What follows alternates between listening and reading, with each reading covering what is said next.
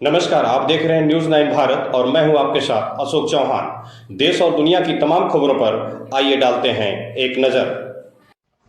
Bareilly all India Muslim जमात के राष्ट्रीय अध्यक्ष शहाबुद्दीन रिजवी ने भाजपा के घोषणा पत्र पर अपनी प्रतिक्रिया देते हुए समान नागरिक संहिता यूसीसी कानून को शरीयत के खिलाफ बताया और कहा, मुसलमान ऐसे किसी कानून को स्वीकार नहीं करता जिससे शरीयत को जर्रे बराबर भी नुकसान हो। अगर जबरदस्ती मुसलमान पर यह कानून थोपा गया तो समुदाय विशेष द्वारा इसका पुरजोर विरोध किया जाएगा।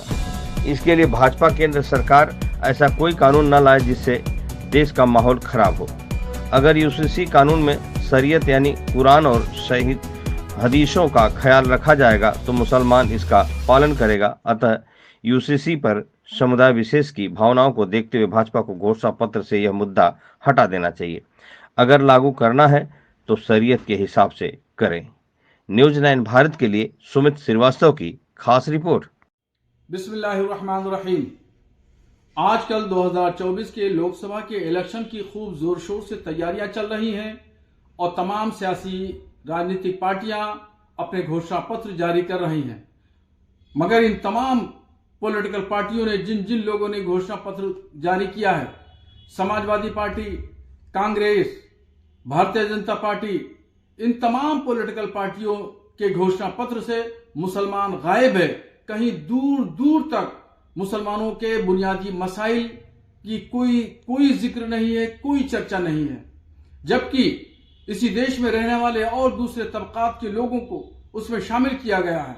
मगर अगर नहीं शामिल किया गया है तो वो मुसलमान एक कौम है जिसको शामिल नहीं किया गया। यह निहायत अफसोसनाक बात है कि समाजवादी पार्टी जो मुसलमानों के हमदर्दी का दावा करती है, वो आज बुनियादी मसाइल में मुसलमानों से मुंह चुरा रही है और वो नरम हिंदुत्व की तरफ जा रही है।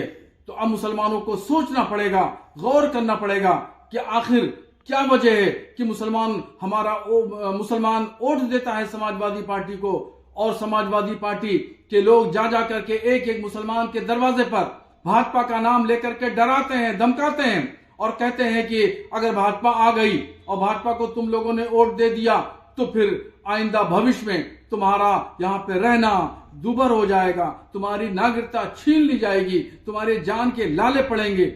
मगर जब घोषणा पत्र जारी किया सपा ने तो इसमें मुसलमान बिल्कुल सिरे से गायब है और अब सपा सीधे तौर पर नरम हिंदुत्व की राह पर चल निकली है। वो राह जो भाजपा की राह है, उस राह को समाजवादी पार्टी ने पकड़ लिया है।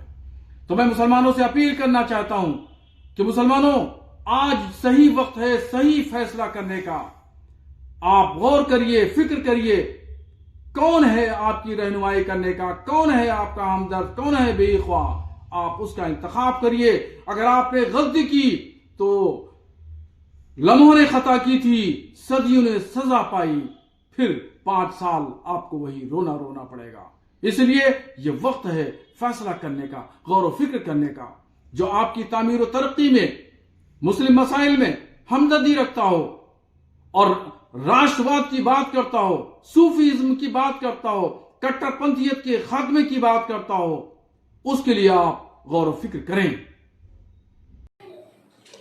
यहाँ खबरों का सिलसिला कभी नहीं थमता। सिर्फ और सिर्फ बने रहिए न्यूज 9 भारत पर। अब चाहूंगा इजाजत। नमस्कार।